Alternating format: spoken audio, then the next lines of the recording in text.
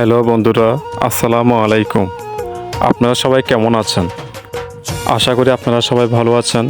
আল্লাহর রহমতে আমিও ভালো আছি, আলহামদুলিল্লাহ। আমি আজকে আপনাদেরকে দেখানোর চেষ্টা করব খাগড়াছড়ি আলুটিলা গুহা। আপনারা সামনে একটি গাছ দেখতে পাচ্ছেন, এটি হচ্ছে শতবর্ষী বট গাছ। আমি এখন সিঁড়ি হেঁটে হেঁটে আপনার চলে যাচ্ছি খাগড়াছড়ি আলুটিলা গুহার দিকে।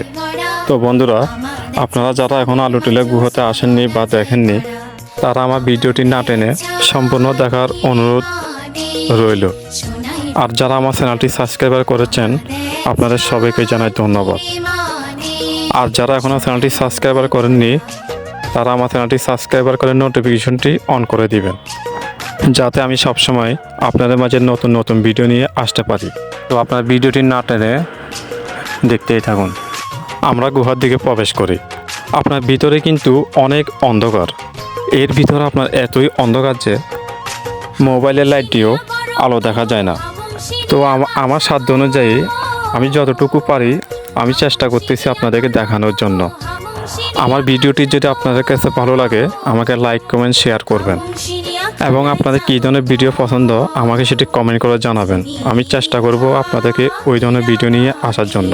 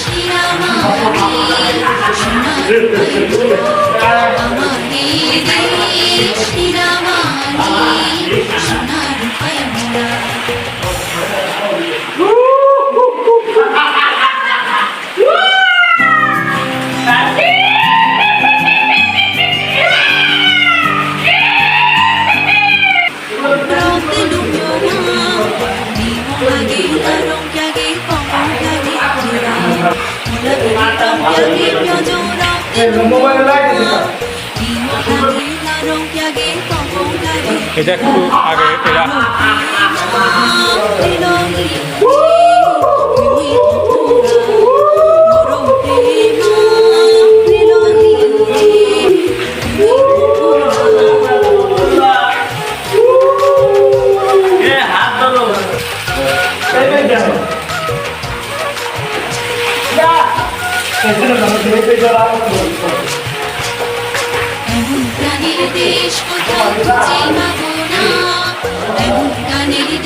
ছেড়ে কোথাও যাব না, গানের দেশ কোথাও খুঁজে পাবো না, এমন গানের দেশ ছেড়ে কোথাও যাব না।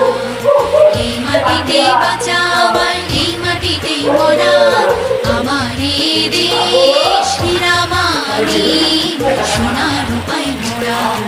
আমার দেশ সাগর পাহাড় নদী জলে গড়া, সবুজ শ্যামল রূপের বাহার ফুলে ফলে ভরা। আমার দেশ হীরামানি সোনার রূপায় মোড়া। প্রাণীর দেশ হীরামানি সোনার রূপায় মোড়া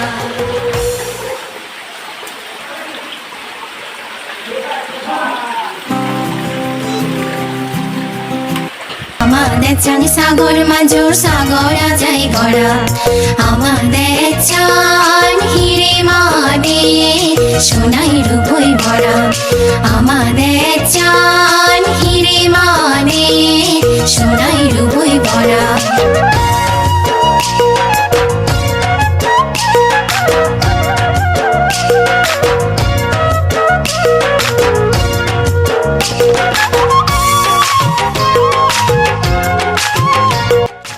তো বন্ধুরা, আমি চেষ্টা করেছি আপনাদেরকে গুহার শুরু থেকে শেষ পর্যন্ত আপনাদেরকে দেখানোর জন্য।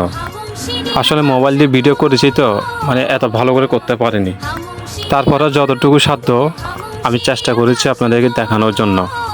তো আপনাদের দেখে কেমন লাগলো আমাকে কমেন্ট করে জানাবেন এবং লাইক শেয়ার করতে ভুলবেন না। আপনারা অনেকেই জানেন এই আলুটিলা গুহার মধ্যে একসময় মানুষ আসতে পারতো না বাঘ ভাল্লুকের জন্য।